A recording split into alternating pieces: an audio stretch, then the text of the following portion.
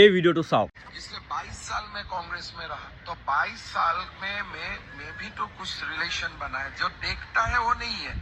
आज तक ये लोगों को मालूम नहीं था कि भूपेंद्र बड़ा का साथ मेरा दोस्ती है, और भूपेंद्र बड़ा सबसे मुझे ज्यादा गाली देते थे। तो एक दिन मैं गलती से जर्नलिस्ट लोगों को बोला 1 साल पहले, देखो ये मुझे गाली दे रहा है, चुनाव का पहले वो बीजेपी में ज्वाइन करेगा। बोलना नहीं चाहिए था, मैंने बोल दिया।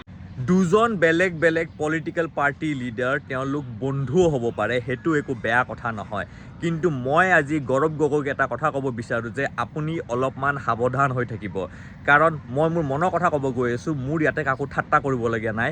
মই ভাবোঁ যে আপোনালোকৰ পাৰ্টিৰ কিছুমান মানুহক মই ভাবোঁ যে তেওঁলোক কংগ্ৰেছ পাৰ্টিলৈ তেওঁলোক লয়েল নহয় বুলি। মোৰ কথাটো হ'ল যে আপুনি গৌৰৱ গগৈ, আপুনি আপোনাৰ পাৰ্টিৰ কাৰোবাক কিবা কথা এটা কোৱাৰ আগত আপুনি অলপমান ভাবি চিন্তি ক'ব। এতিয়া আমাৰ অসমৰ ৰাইজে কি ভাবে মোৰ ইয়াতে কমেণ্ট কৰি জনাব।